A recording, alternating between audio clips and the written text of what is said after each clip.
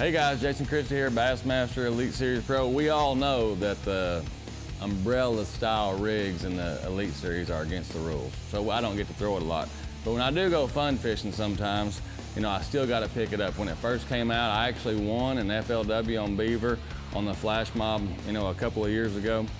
But with the new Yum Pulse swim baits, this thing it just has a lot of appeal. You got the big boots, they're going to be kicking, and the colors, look at that. The 10 full colors, you put the white one in the middle there where he targets that center one. This is going to have a lot of flash with the blades. It's just, you're going to catch a lot of fish. This is going to be really good in the winter time when you get those clear water situations when those fish suspend over those brush piles.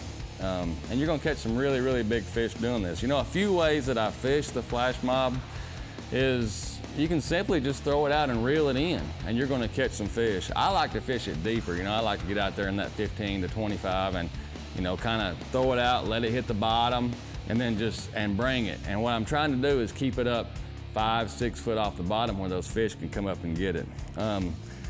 One of the keys to this that I figured out is, when we first started throwing it, we were all throwing braid, and I use fluorocarbon. I use 20-pound fluorocarbon. That's going to keep it from tangling when you cast it. I get asked this question a lot. Well, how do you, in some states we can only use 3 hooks or 2 hooks. How do you, what's your opinion on that?